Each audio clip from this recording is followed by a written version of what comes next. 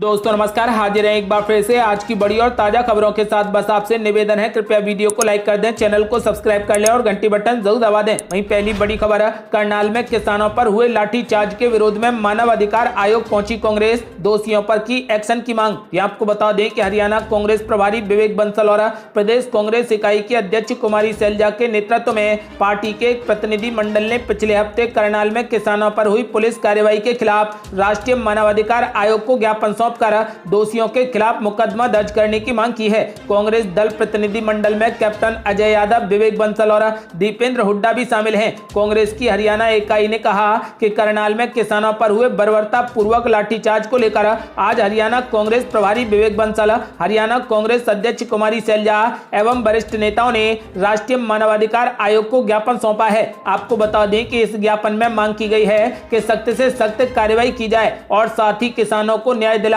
की भी गुहार की गई है। साथ ही सीधी लाठी मारने का आदेश देने वाले अधिकारी, लाठी मारने वाले पुलिसकर्मियों और उन्हें उत्प्रेरित करने वाले अन्य दोषियों के खिलाफ मुकदमा दर्ज करने की सिफारिश की है। और बड़ी खबर, मुजफ्फरनगर की किसान महापंचायत के लिए जाटों की सभी खापें हुई एकजुट, राकेश टिकैत ने किया बीजेपी को हराने का ऐलान। ये आपको बता दें कि मुजफ्फरनगर के सिसौली कस्बे में बीजेपी विधायक उमेश मलिक के साथ हुई घटना के बाद से जाट समुदाय दो गुटों में बटा था, लेकिन 5 सितंबर को होने वाली किसान महापंचायत से पहले सुलह समझौता हो गया है। माना जा रहा है कि किसान संगठन मुजफ्फरनगर की पंचायत से उत्तर प्रदेश, उत्तराखंड और पंजाब में होने वाले विधानसभा चुनाव में बीजेपी के खिलाफ दो हाथ करने का ऐलान करेगी। संयुक्त किसान मोर्चा मुजफ्फरनगर के राजकीय इंटर कॉलेज के मैदान में 5 सितंबर को किसान महापंचायत करने जा रहा है, जिसकी जिम्मेदारी भारतीय किसान यूनियन को सौंपी गई है। ये पंचायत किसान आंदोलन का भविष्य तय करने वाली होगी। यही वजह है कि किसान संगठन के लोग गांव-गांव में जाकर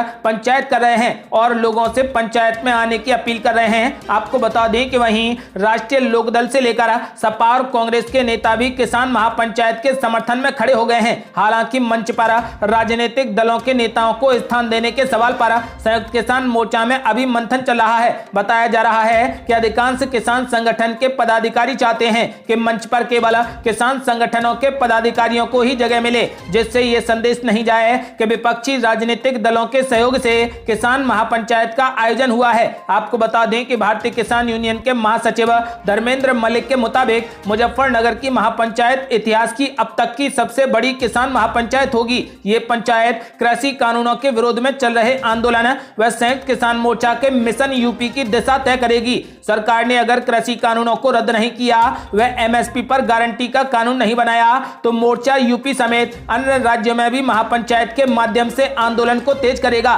धर्मेंद्र मलिक ने बताया कि महापंचायत में तीनों कृषि बिल के साथ साथ उत्तर प्रदेश के किसानों की समस्या जैसे गन्ने का बकाया भुगतान, बिजली की बढ़ी हुई कीमतें, डीजल, पेट्रोल आदि की आसमान छूती कीमतों को लेकर भी चर्चा होगी। इसके अलावा उन्होंने कहा कि किसानों के लिए ये जीने और मरने का सवाल है और ऐसे में हमें बीजेपी के खिलाफ कोई भी राजनीतिक फैसला लेना भी होगा तो भी लेंगे। माना जा रहा है कि मुजफ्फरनगर किसान महापंचायत में किसान संगठन 4 राज्यों में होने वाले विधानसभा चुनाव को लेकर कोई बड़ा फैसला लेंगे। आपको बता दें कि किसानों ने ऐलान कर दिया है कि हर हाल में कृषि कानूनों को रद्द कराकर मानेंगे। और बड़ी खबर, पूर्व मुख्यमंत्री मायावती ने किया किसान आंदोलन का खुला समर्थन। यह आपको बता दें कि बहुजन समाज पार्टी की अध्यक्ष मायावती ने मोदी सरकार के 3 नए कृषि कानूनों के खिलाफ प्रदर्शन कर रहे किसानों के विरुद्ध हरियाणा तथा मध्य प्रदेश में हुई कार्रवाई की कड़ी निंदा की है। उन्होंने पदाधिकारियों को किसानों को खुला समर्थन जारी रखने के भी निर्देश दिए हैं। मायावती ने पार्टी पदाधिकारियों के साथ बैठक में कहा कि मोदी सरकार के अड़ियल रवैये के कारण ही भारतीय जनता पार्टी शासित राज्य सरकारें भी किसानों को एक प्रकार से अपना प्रतिरोधी मानकर व्यवहार करने लगी हैं। उन्होंने कहा कि इस मामले में खासकर हरियाणा सरकार का रवैया लगातार घोर किसान विरोधी बना हुआ है तथा अब आंदोलित किसानों के सिर फोड़ने के सरकारी आदेशों को भी सही ठहराने का प्रयास किया जा रहा है। बसपा प्रमुख मायावती ने कहा कि भाजपा की इसी प्रकार की जन विरोधी और किसान विरोधी कार्यशैली से उत्तर प्रदेश सहित अन्य राज्यों में जनता का हाल बेहाल हो गया है। आपको बता दें कि मायावती ने कहा कि आंदोलित किसानों ने अब उत्तर प्रदेश में भी अपनी सक्रियता को और ज्यादा अधिक बढ़ाने की घोषणा की है,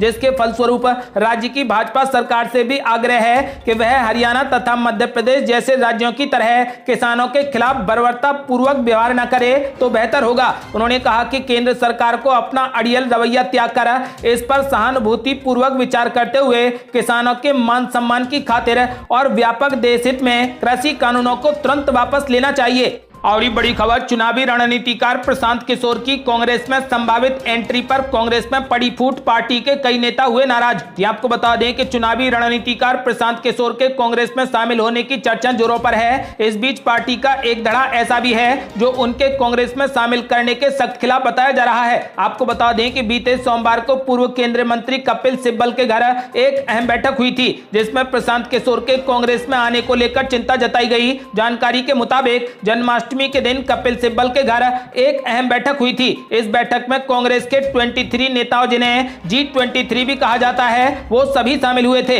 ये नेता प्रशांत किशोर को कांग्रेस में शामिल करने के सख्त खिलाफ हैं। इस ग्रुप के नेता चुनाव से जुड़े अहम फैसले लेने की आउटसोर्सिंग से आशंकित हैं। दिलचस्प बात यह भी है कि इस बैठक में कुछ वो नेता भी मौजूद थे जो पीके को कांग्रेस में लाने का समर्थन कर रहे हैं। जानकारी मिली है कि पार्टी का एक धड़ा प्रशांत किशोर को कांग्रेस में लाए जाने को लेकर नाराज है। पार्टी में संगठनात्मक सुधार को लेकर 2 साल पहले गांधी परिवार से नाराज हुए G23 नेता इसके सख्त खिलाफ हैं। और ये बड़ी खबर, उद्धव ठाकरे के खिलाफ सड़कों पर उतरे राज ठाकरे, मंदिर खोलने को लेकर शुरू करेंगे घंटानाद आंदोलन। ये आपको बता दें कि महाराष्ट्र नवनिर्माण सेना के प्रमुख राज ठाकरे ने सेलेक्टिव लॉकडाउन के लिए अपने चचेरे भाई उद्धव ठाकरे की अगुवाई वाली महाविकास आघाड़ी सरकार पर जोरदार हमला बोला। साथ ही राज ठाकरे ने ऐलान भी किया है कि उनकी पार्टी मंदिरों को तत्काल खोलने की मांग के लिए घंटानाद आंदोलन करेगी। राज ठाकरे ने मुंबई के कई स्थानों पर दही हांडी समारोह पर प्रतिबंध की अवहेलना करते हुए अपनी पार्टी के कार्यकर्ताओं के अलावा मुंबई में मीडिया कर्मियों से भी बात की। साथ ही विरोध के रूप में MNS कार्यकर्ताओं ने बांद्रा में मुख्यमंत्री उद्धव ठाकरे के आवास के सामने दही हांडी तोड़ी। आपको बता दें कि राज ठाकरे ने कहा कि राज्य सरकार पर हमला करते हुए कहा कि हजारों करोड़ के ठेके दिए जा रहे हैं और उन्हें लगता है कि किसी को इस पर सवाल नहीं उठाना चाहिए, किसी को इसका विरोध नहीं करना चाहिए और इसलिए वे दूसरी लहर और तीसरी लहर आदि के बारे में बात करते रहते हैं। जन आशीर्वाद यात्रा सहित बाकी सब कुछ सड़कों पर चल रहा है, तो फिर त्योहारों पर प्रतिबंध क्यों लगा दिया गया? अपने चचेरे भाई और महाराष्ट्र के मुख्यमंत्री उद्धव ठाकरे, जो कोविड-19 स्थिति के दौरान ज्यादातर अपने घर में रहे, उन पर कटाक्ष करते हुए राज ठाकरे ने कहा कि नियम सभी के लिए समान होने चाहिए। वे अपने घर से बाहर नहीं निकलते, डरते हैं, तो इसमें हमारी क्या गलती है? आपको बता दें कि राज ठाकरे ने उद्धव ठाकरे पर हमला करते हुए कहा कि यदि मंदिरों को तत्काल नहीं खोला गया तो पार्टी घंटानाद आंदोलन करेगी। और ये बड़ी खबर, LPG रसोई गैस सिलेंडर फिर से हुआ महंगा। राहुल गांधी ने मोदी सरकार पर बोला जोरदार हमला।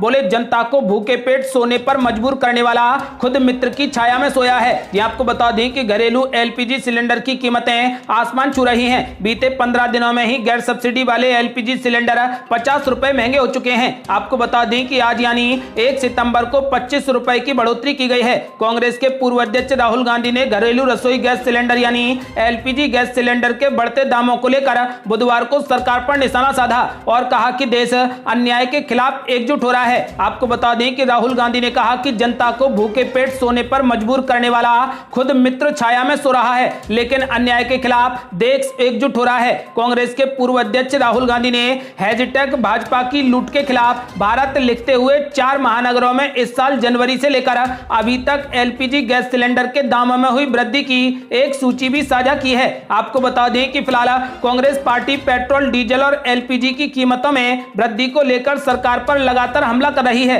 और केंद्र सरकार द्वारा लगाए गए कुछ करों को हटाकर इन उत्पादों के दाम कम करने की मांग कर रही है। आपको बता दें कि घरेलू LPG सिलेंडर की कीमतों में एक बार फिर से बढ़ोतरी कर दी गई। बता दें कि इससे पहले पेट्रोलियम कंपनियों ने 18 अगस्त को गैस सिलेंडर की कीमतों में 25 रुपए का इजाफा किया था। दिल्ली में अब 14.2 किलोग्राम के गैर सब्सिडी वाले LPG सिलेंडर की कीमतों में 25 रुपए का इजाफा फिर से कर दिया गया। इस बढ़ोतरी के बाद अब दिल्ली में 14.2 किलोग्राम के एलपीजी गैस सिलेंडर का दाम बढ़कर 884 रुपए 50 पैसे हो गया है। और ये बड़ी खबर, यूपी में राजा भैया ने किया मिशन 2022 के लिए शंखनाद, जनसेवा संकल्प यात्रा शुरू, सबसे पहले जाएंगे अयोध्या। ये आपको बता दें कि कुंडा विधायक राजा भैया ने मिशन 2022 का शंखनाद कर जनसेवा संकल्प यात्रा शुरू कर दी। यात्रा जिला मुख्यालय से होते हुए सुल्तानपुर के रास्ते सबसे पहले अयोध्या पहुंचेगी। जनसत्ता दल लोकतांत्रिक यानी जदलो के राष्ट्रीय अध्यक्ष रघुराज प्रताप सिंह यानी राजा भैया ने कहा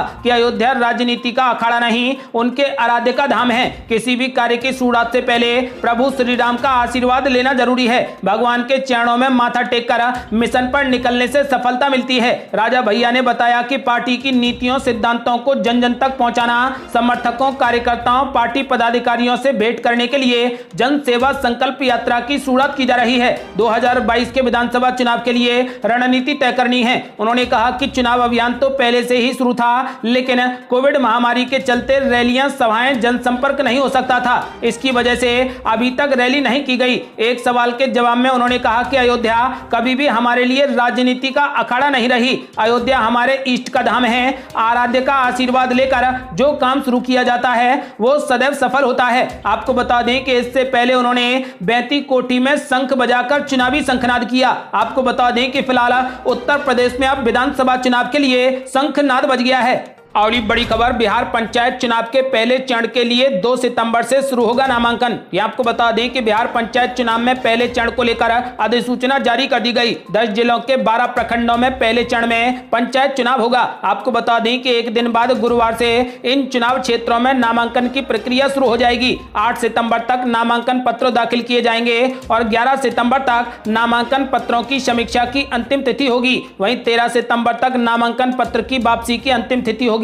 वहीं प्रत्याशियों को 13 सितंबर को ही चुनाव चिन्ह आवंटित कर दिए जाएंगे। पहले चरण के सभी प्रखंडों में 24 सितंबर को चुनाव को लेकर मतदान होगा और 26 व 27 सितंबर को मतगणना होगी। इसके साथ ही चुनाव परिणाम जारी कर दिए जाएंगे। ये थी अब तक की बेहद बड़ी खबरें। यदि आप भी चाहते हैं कि भारत जल्द से जल्द कोविड मुक्त हो जाए तो इस वीडियो को लाइक कर चैनल को सब्सक्राइब जरूर कर लें। जल्दी मिलते हैं बड़ी अपडेट के साथ, तब तक के लिए जय हिंद, जय भारत।